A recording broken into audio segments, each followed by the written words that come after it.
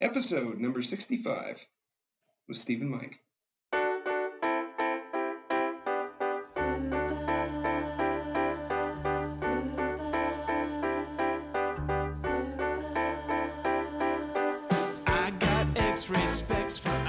Welcome to the Heads Up Poker Podcast.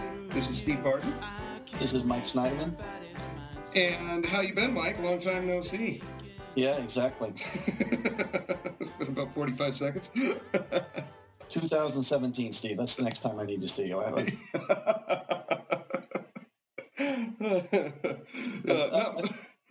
What's that? Maybe it should be like the World Cup. Once every 4 years might be enough, actually. Not even as often as the Olympics. We got to do like once every Winter Olympics that we show our mugs. Too much of a good thing. Yes, yes. But let's see. Not much is new as far as since the last episode, but we do have a couple of strategy hands here. Okay. Okay. Let's jump right into it. Okay, let's do it. Embarrass myself with my lack of common sense once again. Okay. All right. These two are from Grant. He wrote in, he said he likes the show and he wanted to give a couple of hands for review here. So the first one here is from and I copied and pasted the links in your Skype there, so should be able to read along, Mike. Okay. Okay, the first one is, this is from Party Poker. And he writes in, Okay, here we have a hand from the New Jersey Sunday Major 215, 50K guarantee. We face a min raise from middle position +1 and a flat call from the cutoff. Let's see. Okay, so with ace-queen off in the big blind, I choose not to 3-bet here for several reasons. Okay, so let's go over the details of the hand. Middle position +1, he's got 22K. Blind levels are 75, 150.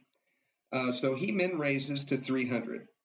All right, the cutoff, he has a stack of 10,000 he calls, and Hero has a stack of a little bit more than 10,000. He also calls with ace-queen off in the big blind. So the effective stacks between Villain and Hero in this hand are going to be 71 big blinds. Hero has the 71 bigs. The Villain has basically double that. So what are you thinking here, Mike? What do you think of a call in the big blind instead of a 3-bet with ace-queen off? Yeah, I would just call. Yeah, I would too. He says we face a min raise from MP +1 and a flat call from the cutoff. I chose not to 3-bet here for a few reasons, and then he gives 2 reasons. He says, we believe that MP +1 is never folding to our likely 3-bet size, and this may encourage the cutoff to call also, thus building a larger pot pre while deep and out of position. Okay. Number 2, middle position +1 opener is the toughest player at the table and has very good results on the site, but we end up in a bit of a jam as played. Okay. Yeah, I'm trying to think of my reasoning for not raising there. I think you're probably folding out a lot of hands that are worse, hands that are better at calling. You're getting 4-bet, but yeah, I like the call. You too, Mike? You call there almost all the time? Yeah, I'm sure there's probably some. If for some reason you saw the guys, again, you're more the HUD guy than I am. Like if the guy's folding to 3-bet very infrequently, but folding to C-bet frequently, then that'd be a good reason to raise there. Yeah. Because you're calling to build a pot, and you don't have to hit the flop to take it down. Yeah. But he's describing him as a good player, so that's a good reason right there, not to get out of line. Yeah. Out of position, obviously. But again, game flow too. If you haven't been active, then there's a juicy squeeze spot. Yep. Okay. So it let's see, raises to 300. Hero calls 150. We go to the flop. 3 players in the pot again. So Hero has ace-queen offsuit with 975 in the pot. The flop is Jack of Hearts, 10 of Diamonds, 8 of Hearts. So Jack 10 8, 2 hearts. We have the Queen of Hearts, for what that's worth.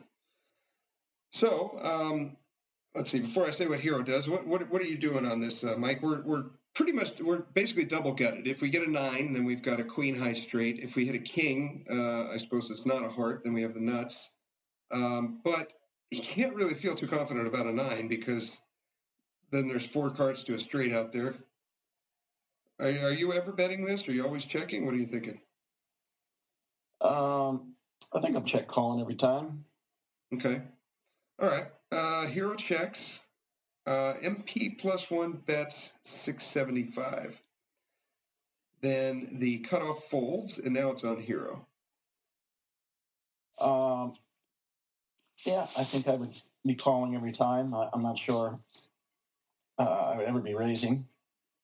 Yeah, I'm never raising. I'm in position. If I was on the button, maybe, and you were super deep, maybe that would be a rationale for raising. But here, I'm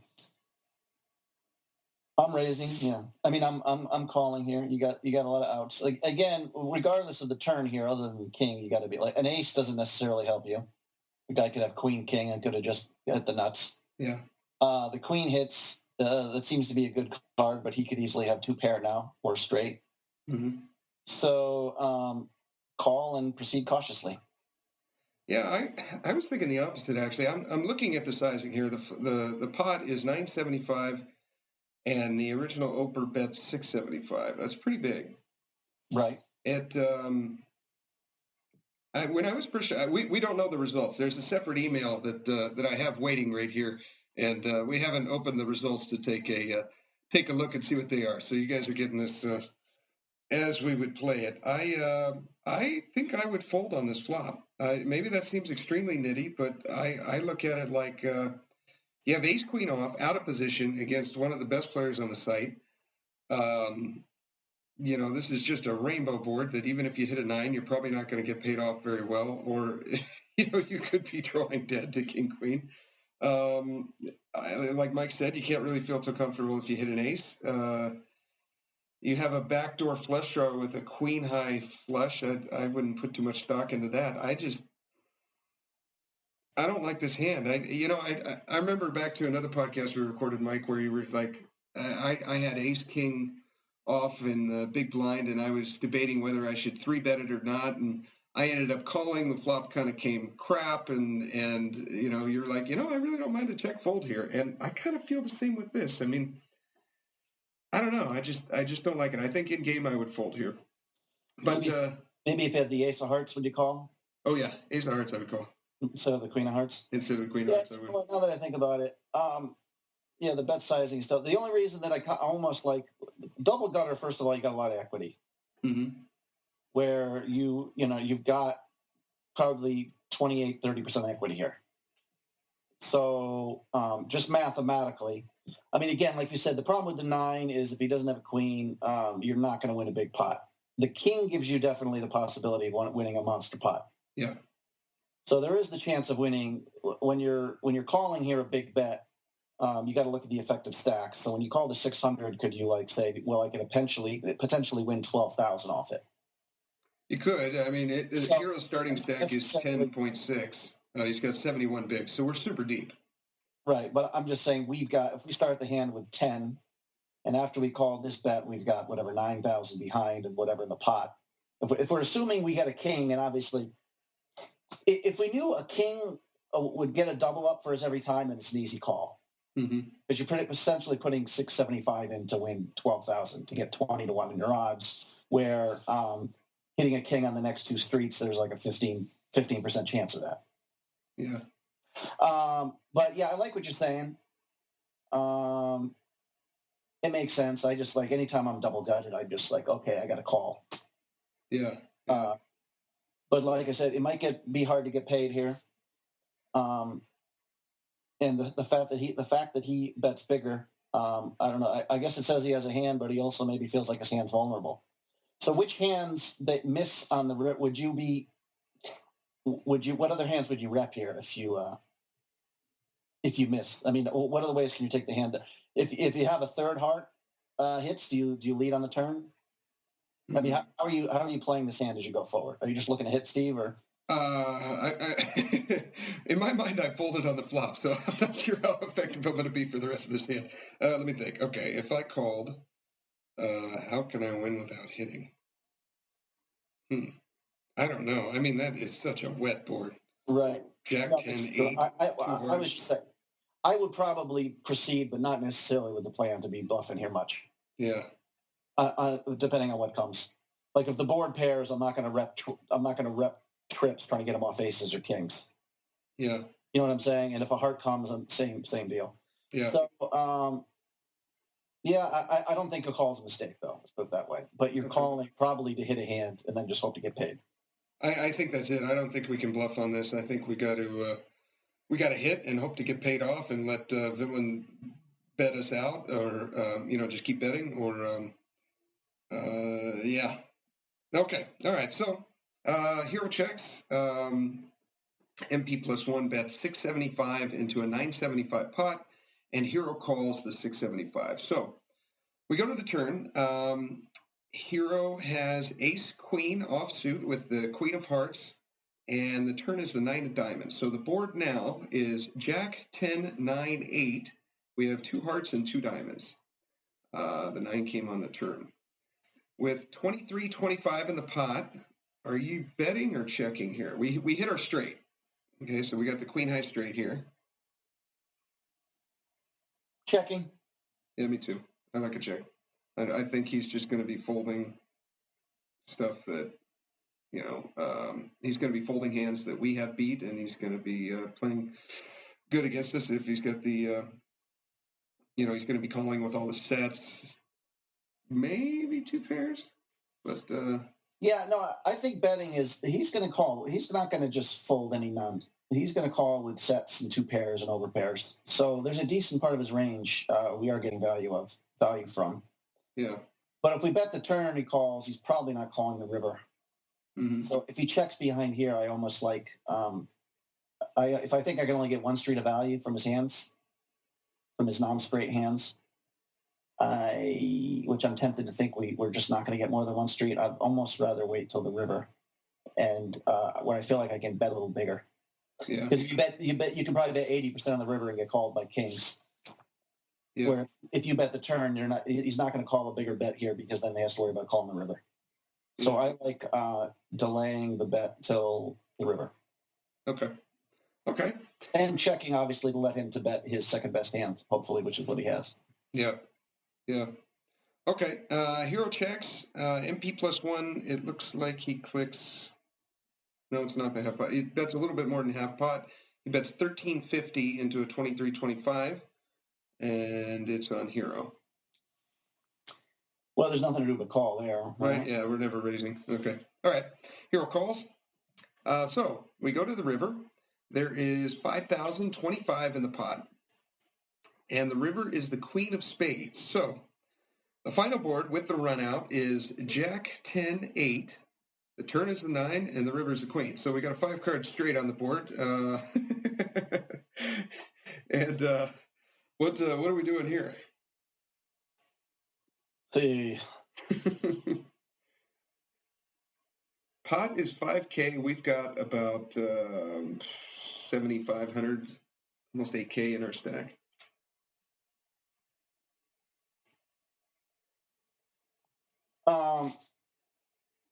It depends on your level. I would probably donk lead a lot here, like a smallish amount is like a blocker bet. The problem is like the top 1%, the real wizard. This is a $250 tournament, so some people might be capable of just reshoving here. That's what I was thinking. Just rip it to push you off a chop. Yep. But if you had a king, you might also do the same thing, like bet small, try to get you just want some value. You don't want the person to check behind. Mm-hmm. So I think 9 times out of 10, when you do bet small, you're protecting your equity in the pot because the guy's never raising. I mean, he's never folding either. But I don't think he's going to raise, push you off to try to push you off the chop. And if you bet small, how much is in the pot right now? 5K.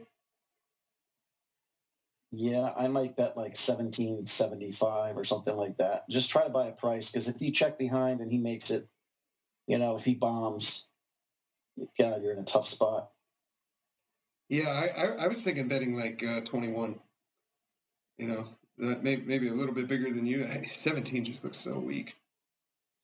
Well, if you had a king, what would you be doing? If I had a king, I would bet 22, something like that. Yeah.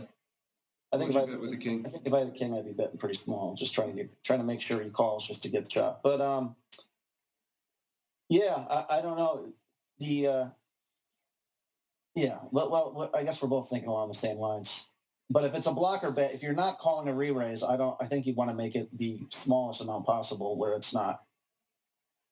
doesn't look scared, but looks like you're trying to get a little value out of it. Yeah, it's just super valuing. I think you could do that with 16 or 1700, but yeah, okay. you disagree, so but that's fine. Well, you say 17, I say 21. I think we're splitting hairs here, but we both agree on a donk lead, or not a donk lead, but leading. I mean, can we check this and just check call? Because the problem is, what if villain like pots it? You know? Right. I mean, I don't know. 5K in the pot. We have like 8K in our stack. I mean, it's just it's awkward, you know. And villain has us more than double our chips, you know, so he can really just max out the pressure. Right. I guess if I check river, I'm going to call probably up to a half size bet, and if he finds the courage to bet bigger there, then I guess I'm just going to have to accept my fate and fold, even if he's pushing me off a chop. I know I'm a pretty good poker player, and I don't really have the courage to bluff there that often. Yeah. I mean, if I'm the villain and if I'm playing the board and somebody leads out for a third pot, I'm never going to try to push him off the chop by shoving, or very rarely. It would depend on stack sizes too, especially deep early in the tournament. So I just think you're going to get all the information you need by just if he raises you, he has it. But I could be wrong. So what did our hero do? Hero checks, and then villain bets 28-12. So he bets again more than half pot. Yeah, so to kind of recap here, villain has bet more than half pot, more than half pot, and more than half pot, win check 2 on every single street. With the run out, man, I think this is tough. Yeah, I don't have a clue. You're in charge of this one, Stevie. I like my fold on the flop. That's where I'm going. Right. No, I don't know. Shall we see what the results are? Sure.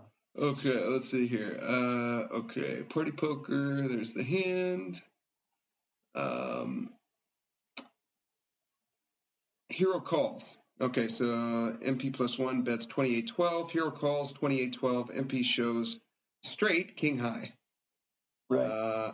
It doesn't say his exact hand. That's a bummer. Bad call by me and just pure hell. LOL. Okay. I don't know what I would have done there. It feels like when I'm in those spots, I'm like always calling, and it's just not profitable. Yeah. I'm losing a lot because, like I said, a lot of people. If you're talking, this is a good player, but if it's the average player in a field, they're just happy to take the chop at the river. Yeah. If they had a set and they were worried on the turn or whatever, I mean, they're just happy. They're just happy to take it down that way. Yeah. Yeah. So you could have saved a little money doing it our way because he would have raised. But I don't. Then you might have. You're still putting in a tough spot if he raises. If you think he's really good and capable of bluffing.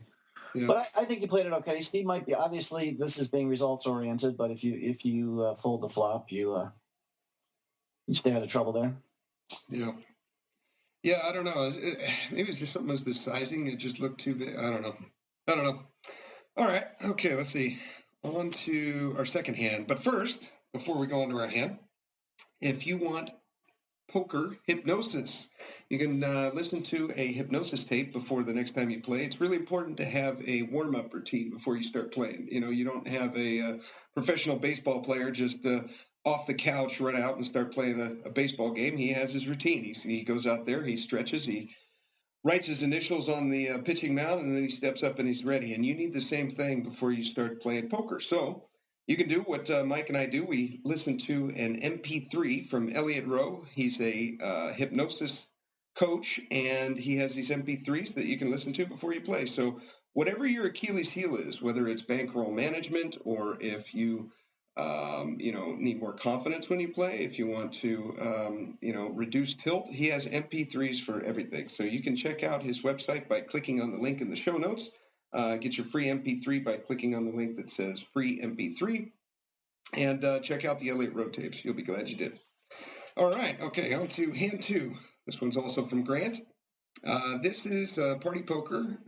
This is a 109. So the last one was a 215. This is a 109.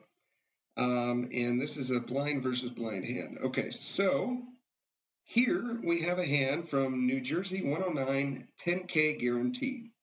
We are blind versus blind with 6-7 suited. Player in the big blind is ranked 3rd for MTTs in New Jersey and has excellent results. Well, you're certainly picking tough villains. Okay, we have played a few pots with villain prior, including 2 where we are opening from middle position and villain has 3-bet us. We have won one of those 2 pots post-flop and folded the other pre. Okay, so villain won 1 and... Okay, let's see. Okay, so it folds all the way to the hero who is in small blind, so fold, fold, fold, fold, fold. Blind levels are 80, 160, and we have 6-7 suited. Says, I had folded maybe once or twice blind versus blind with some really poor holdings like 5-2 off. So I chose to raise the 6-7 suited and we are called as expected. I am already expecting that villain is going to play back at us at some point when we flop top pair. When we flop top pair, I am thrilled. Okay, so let me go on to the hand here. Okay, so it folds to hero in the small blind. You got a pro on your left in the big blind. Blind levels are 80, 160. We have 6-7 suited. We have the effective stacks are 52 big blinds. Villain has us covered. Are you raising, calling, folding? What are you thinking here? I'm not folding. Me neither. I want to see a flop here. Steve, we were comparing HUD stats, and I just light money on fire from the small blind, and you know how to pick your spots better and do pretty well there. So I'll defer to you here. I'm going to ask you what you do, and I'm going to agree with you. How's that? Okay. For this one, I like you said, I want to see a flop. So if the guy's just super aggro, then I'm going to be limping and then calling his raise. If I think that we have a chance of taking it away pre-flop, then I'm going to charge him. I'm going to raise, and I'm going to make it 2.75, 3x at least. So I'll make it, 450, 480. And, he's ranked number 3 in New Jersey, so this guy obviously knows what he's doing. I want to charge him for being, I'm going to be out of position for the rest of the hand, so we want to charge him for that. Let's make it 3x, and we'll go from there. So that's what I'm thinking. Okay. I mean, I was going to say limping is fine too, right? Yeah. I would probably mix in, like I was saying, if he's super aggro, then you can limp call. I think a fold is just too nitty. Well, what's your overall philosophy here? Blind versus blind battles when you know you got a real good player on your left. I mean, are you just limp calling a lot because if he's real aggressive, you think you can win a big pot, or are you just folding much more frequently, or is it going to be like 4x or fold? I'm just curious if... Yeah. No, my basic strategy is blind versus blind when it folds to me.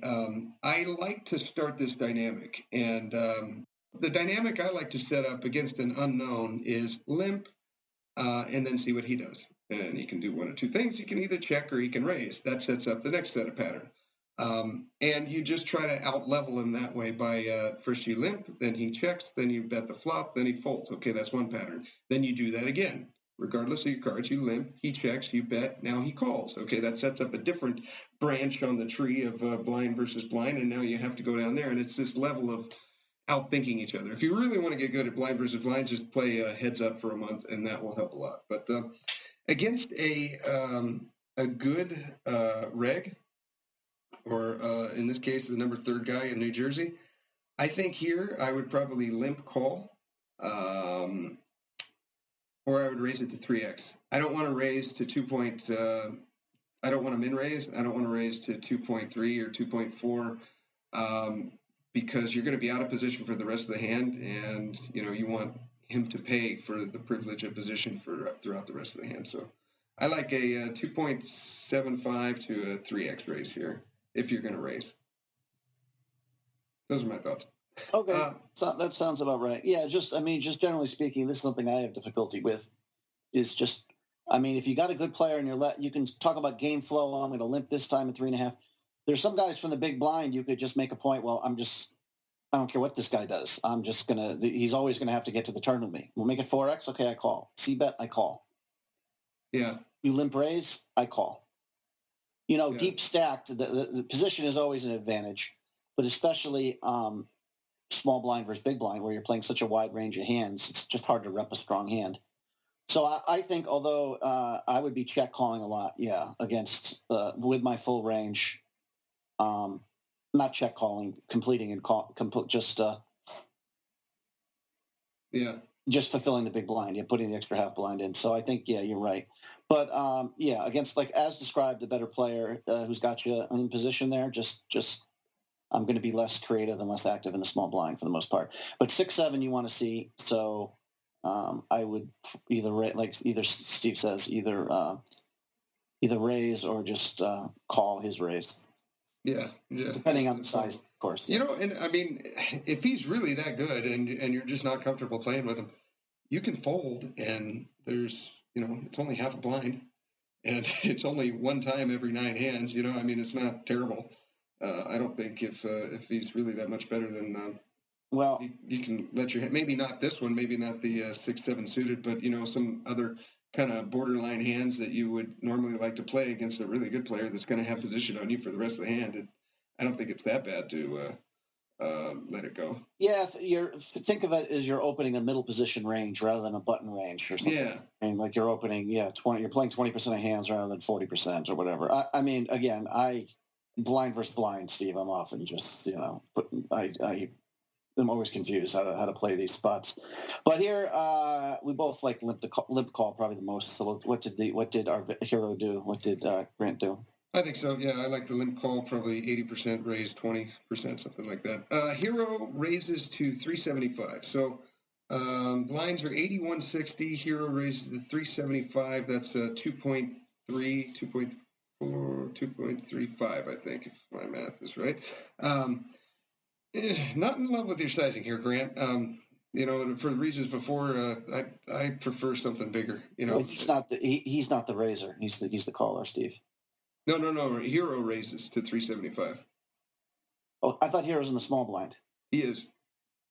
Okay, describe what happened again here. Okay, the whole table folds. Oh, he raises to 375. Yeah. Now Hero's in the small blind. He raises to 375.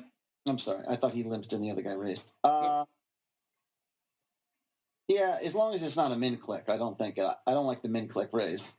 So just make it look like you're thinking. I would probably make it make it 425 or something. But okay. Big blind calls. Then we go to a flop, and the flop is so again. Hero has 6-7. I'm trying to get the suits here. 6-7 of hearts. And the flop comes down 6 of diamonds, 4 of spades, 2 of clubs. So we got a rainbow flop. We flop top pair with 7 kicker. What else am I missing here, Mikey? I guess we got a backdoor straight draw. Yeah, that's about it. Okay. So 2-4-6 is the flop. We have 6-7 of hearts. No backdoor hard draw. And it's on us. Into a pot of 930. What are you thinking here? We like the flop. Mm-hmm. We think we're good 4 to 5 times here, right? Yeah. So we're going to want to bet for protection, value/protection, right? I agree, yes.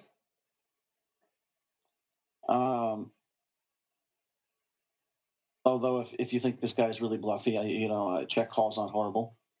Although obviously there's a lot of turn cards that are bad, but the pair is usually good anyways.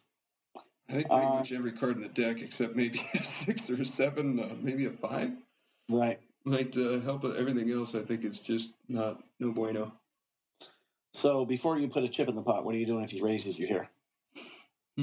What are your thinkings? I mean, do you want to bet kind of smaller just because you think he's? Yeah, I don't know. Yeah, that's a good point. Okay, we bet out. Pot is 930. Let's say we bet half pot. We make. What would the effective stacks, big blind numbers? Would we start this hand like 50? We started with 52 big blinds effective. Okay. I kind of like a half-ish pot bet, something like 475, something like that. Maybe a little bit more than half pot, maybe 500. And now, if he raises, I think the raise size is going to depend a lot. If he just clicks it back or if he makes it more. Against an aggro player like this, I think it would be tough to fold. Right. Well, I would see bet and then see what the villain does. But we certainly think we have the best hand here. Yeah, I think so. I think we have the best hand 90% of the time. What's your sizing like? 930. Yeah. 415 or something. Okay. All right. Hero bets 400. Right up your alley, Mike. Pot is 930. Hero bets 400. Big blind raises to 1100. So we get almost 3x'd. Well, we don't like that. Mm-mm. Or maybe we do. I'm already lost, Steve. Okay. We got... that's a tough one. This is a tough spot. Can we like 4-bet fold here? I mean, it all goes on like your player specific reads. There's some people who are aggressive and that they're 3-betting a lot and maybe check raising, but they're never putting their whole stack in unless they think they have the best hand. So if you had a strong read that this player's one of those kind of guys, then yeah, you could 4-bet fold. Because he's always got an overpair or I'm sorry, we made it 400, he made it 1100. Mm-hmm. We got 6-7 of hearts. The board is 6-4-2. I'm leaning towards just calling. Just flatting. I think you're deep enough where that's not a horrible play. What do you do on the turn then? Check to him or? Yeah, this is a tough spot. It's also not horrible although, yeah, just go into check call mode too here for pot control / controlling the for letting him bluff away. Yeah. I mean, if I check call here, I'm almost always, if he wants to go 3 streets, it's like I don't even care what the turn and river are. Yeah. Because like even if the next 2 streets are ace king, it's going to be check call against a lot of villains. I kind of like that line. Yeah, you basically just I kind of like that a lot actually.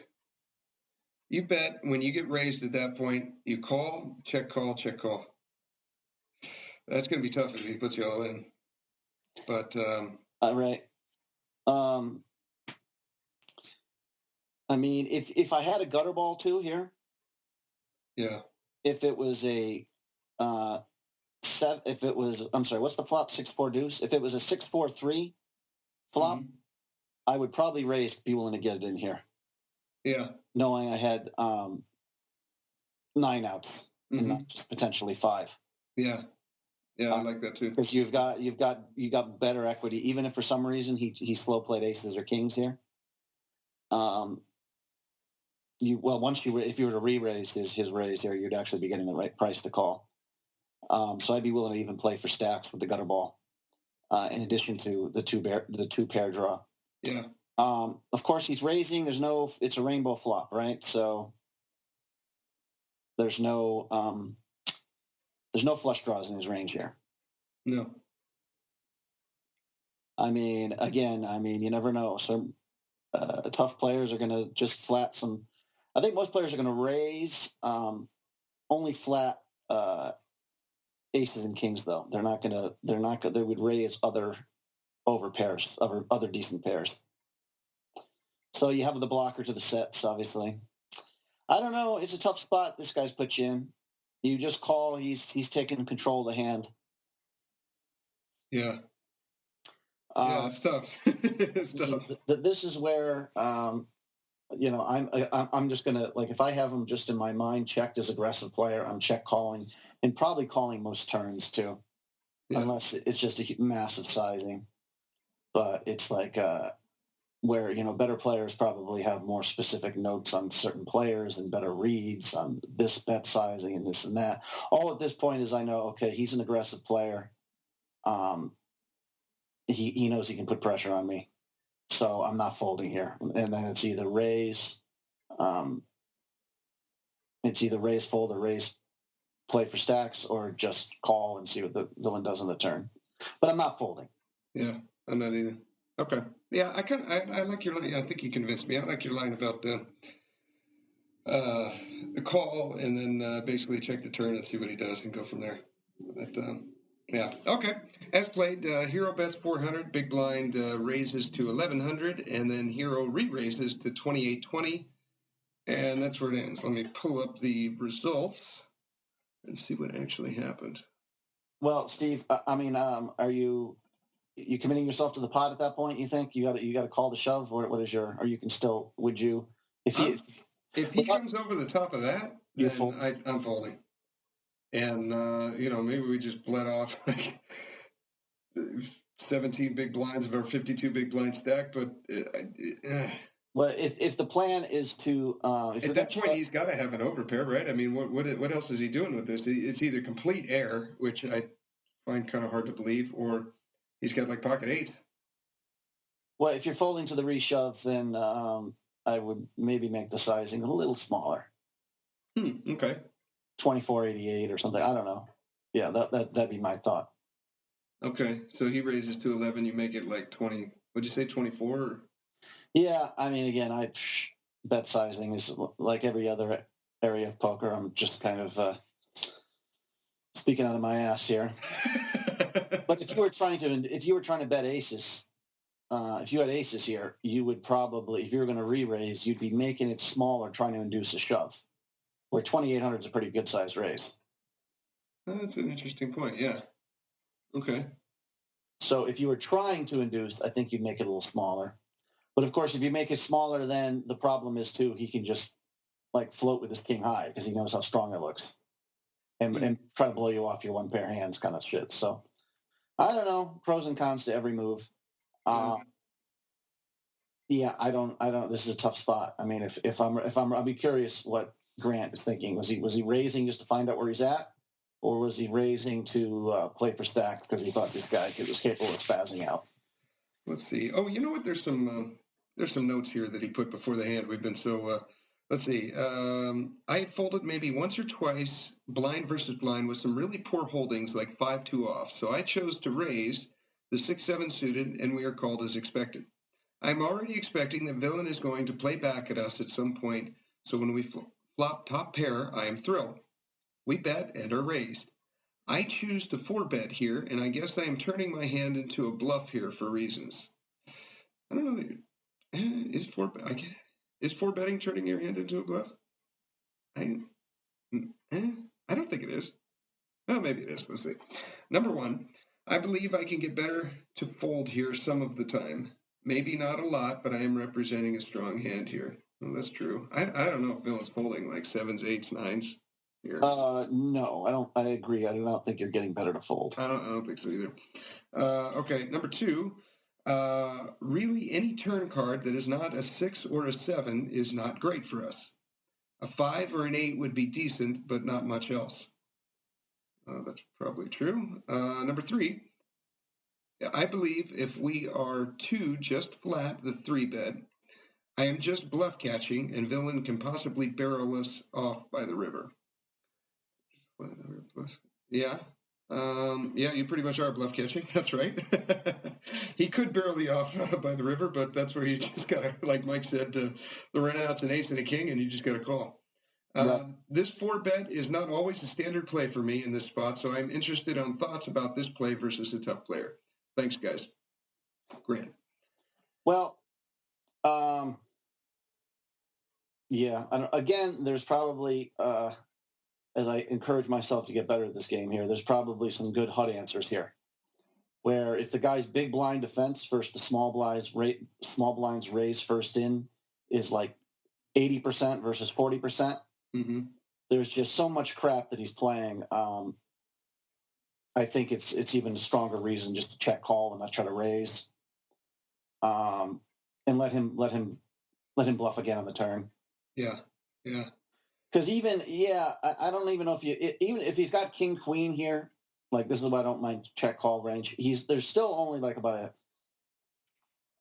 whatever that is, 20 to 25% chance of him catching you by the river, catching up pocket sixes. So yeah, your hand's not great and it's vulnerable and all that kind of stuff. But I don't mind check calling a couple streets either, because there's not a great chance that he actually has a pair or catches up if you know that he's. I don't think anything he's saying is wrong. I don't think they're going to get anyone to fold better. I don't think that's the one thing I disagree with. I think if the villain raises here with an overpair, he's probably willing to play for stacks. Yeah. That would be my first instinct. Because if he's raising with 8, the chances of blind versus blind, if he's got 8s, 9s, or 10s, you having a big pair, I mean, it happens, but he's going to be willing to get it in there, I'm pretty sure. I would, yeah. Yeah, I certainly would. Yeah. Okay, so so this is like a confusing hand where you can just play it any way you want. Let's see what happened. It's okay. Where are the results at? Okay. Hero bets 400. Big blind raises 1100. Hero re-raises to 2820. Fold. Hero wins 4850. Okay, so very good. It worked. Well played, Grant. Well done. But I think hopefully this sets up, like, again, a dynamic in the future too, where he might just fold to some. You just can raise the c-bet and he'll take it down, because I mean, you don't have to have it there. He's in the back of his mind. You could be bluffing there, so that might be. You're making his bluffs less profitable in the future, so that's something to take a mental note of. Yeah. I think the things to take away from this hand is Mike and I both agree, if you're gonna raise here, make it bigger. 375 when blinds are 80, 160 is a little small. Mike was saying 425. I'm in the camp of a little bit closer to 3x, so 450, 480. Make it a little bigger there, but I think we both kind of like a limp here, and then see what villain does. You're deep stacked. You've got a pretty hand. He's a pro. Let's just keep the pot small and drive it that way. But those are my thoughts. Thank you for the hand, Grant. That was cool. So what do you think, Stevie? Do you have one more hand of your own you want to do, or should we wrap this up and call it a day? Let's wrap it up and call it a day. This is, I think this episode's probably only about an hour, but we've been going for like 2.5, you and I. So I'm ready to call it a wrap. Okay, homie. All right. Good week. You guys can check out Mike's Twitch feed. He's when are you on, Mike? Sunday, Monday, Tuesday at 6 p.m. Pacific? 6:30 p.m. Pacific time. 6:30 p.m. Pacific time. Okay, you guys, so go ahead and click the link in the show notes, and that'll take you to Mike's Twitch stream, and he's got his new website up there, Rampage Poker, and you guys can check out HeadsUpPoker.Poker. That's our website. I think that's it. You guys have a great week, and here is your weekly motivational speech. Stop rushing things that aren't meant to be rushed. If you must rush things, then rush becoming patient. Be so patient that you're in a hurry. Enjoy the process of life. Fall in love with the process. Impatience is an ugly trait. Nobody likes impatient people. A lack of patience affects those around you. It's like a gigantic domino effect of failure. And the worst part about it is, you won't see the chaos until it's too late. Let's say you're at a halt in a vehicle at a red light. The light beams green and the vehicle beside you instantly slams on the gas, maxing out the vehicle's speed in seconds. That same vehicle that was once beside you is now distant, heading towards an intersection. As you near the intersection, you witness a car crash. Their life, over. The other driver's life, over. And your life, Aware, patient, obedient, and alert. Alive. Do society a deed before you make decisions. Pick up a book and read and understand that every success has a